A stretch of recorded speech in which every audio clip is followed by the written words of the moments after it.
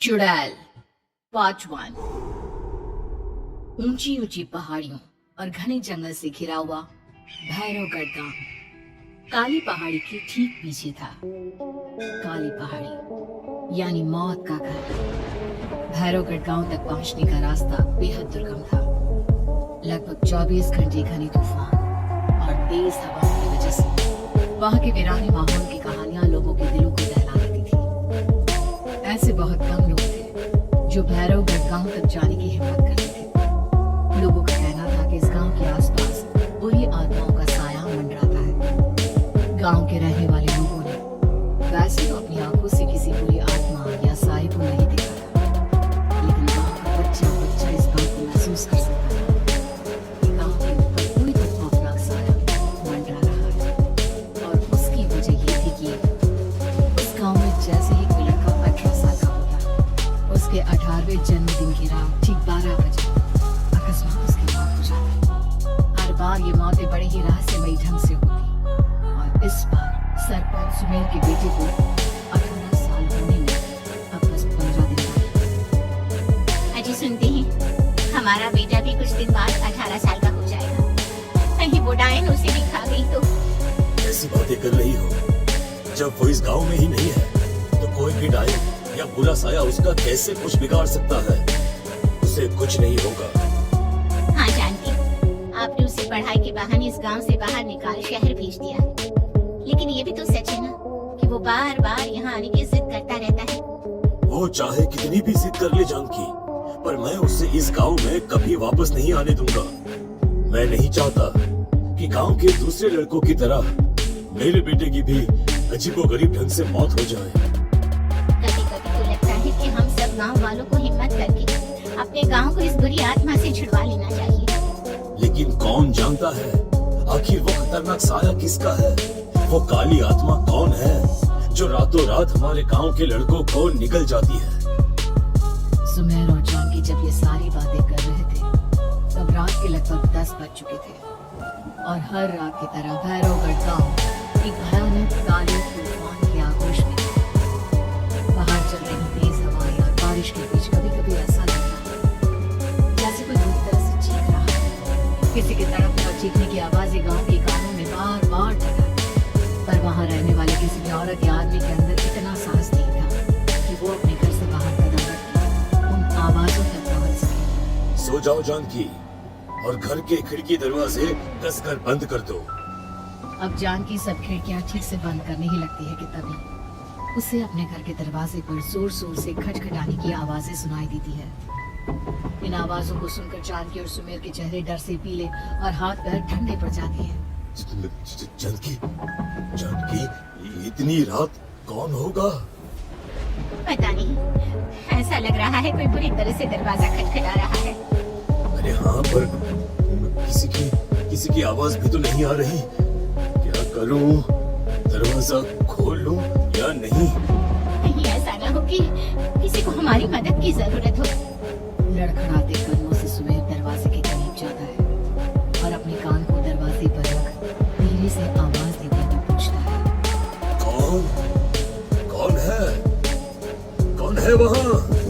तभी एक बेहद डराने वाली आवाज उसके कानों से टकराती है। दरवाजा खोलो, दरवाजा खोलो, वरना आज की रात इस गांव में कोई जिंदा नहीं बचेगा। मैं जानती हूँ तुम्हारा बेटा 18 साल का होने वाला है। अगर उसकी जान की जरा भी परवाह है तो दरवाजा खोल दो। इस आवाज को सुनते ही सुमेर घबराकर पीछे हट जाता है और जानकी को पूरी बात बताता है। कहीं वो डायन हमारे घर तक तो नहीं पहुंच गई। अब हम क्या करेंगे? मुझे दरवाजा खोलना ही होगा जानकी। मेरे पास अब कोई रास्ता नहीं है। इतना कहकर सुमेर डर से अपनी दोनों आंखें कसकर बंद करता है और कांपते हाथों के साथ छक्के से दरवाजा खोल देता है। तभी किसी के जोर से हंसने की आवाज सुमेर और जानकी को सुनाई देती है।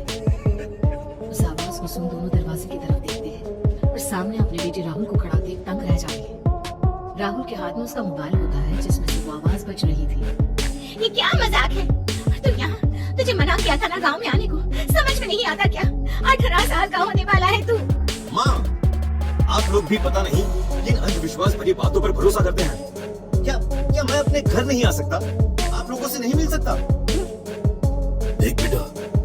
तुझे किसी वजह से ही इस गांव से दूर रखा था और यहाँ आकर तूने अच्छा नहीं किया। चल चल चल, मैं तुझे अभी के अभी वापस शहर छोड़कर आता हूँ। ओफो पापा, आप बेकार की बातों से परेशान हो रहे हैं। बाहर इतना तेज अंधड़ तूफान चल रहा है, कहीं जाने की जरूरत नहीं है। मैं बस आप लोगों से मिलने आया हूँ, कुछ दिन रहकर चला जाऊंगा। दिमाग खराब हो गया है इस लड़के का, नहीं जानता कि इस गांव में ये सुरक्षित नहीं है। किसने कहा था तुझे यहाँ आने को? ये आवाजें सुन, बाहर से जो आवाजें आ रही है तुझे सुनाई नहीं देती क्या? अरे माँ, जब जोर से तूफान चलता है, तेज हवाएं चलती हैं, तो इसी तरह की आवाजें आती हैं। ये बहुत नॉर्मल है माँ।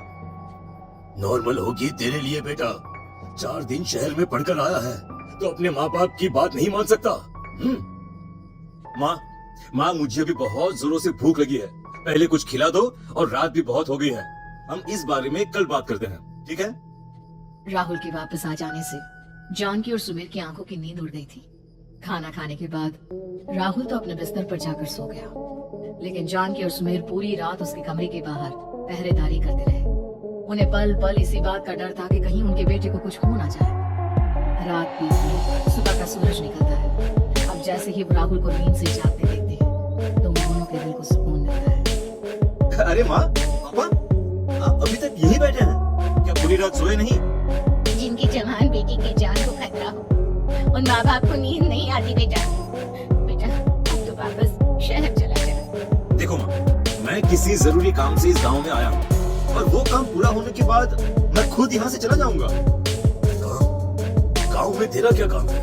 पापा, मैं बचपन से ही इस गांव के बारे में बेहद डरावने किस्से सुनते आया हूँ, इसीलिए अब मैं उन्हीं किस्सों के ऊपर डॉक्यूमेंट्री फिल्म बनाऊंगा। रिसर्च करना चाहता हूँ कि आखिर सच्चाई है क्या। हे भगवान, लो जी सुनिया, और भेजो इसे पढ़ने के लिए शहर। मैंने आपसे पहले ही कहा था, मेरी बहन के पास दूसरे गांव भेज दो।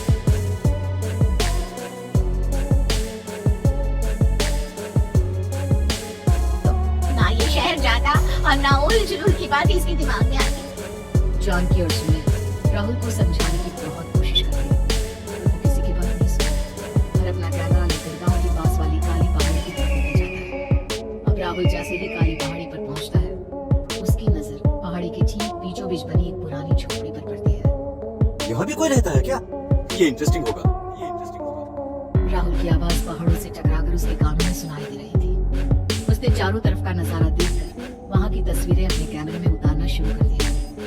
तभी अचानक राहुल ने अपने कैमरे में खींची हुई तस्वीर को zoom करके देखा और उसमें उसे जो नजर आया वो देखकर राहुल के होश उड़ गए। क्या सचमुच उस गांव के ऊपर किसी बुरी आत्मा का साया था? क्या राहुल की जान बच पाएगी? क्या देखा था राहुल ने उस फोटो में जिसे देखकर वो दंग रह गया? इन सवालों के जवाब जानने के लिए देखिए इस कहानी का अगला भाग।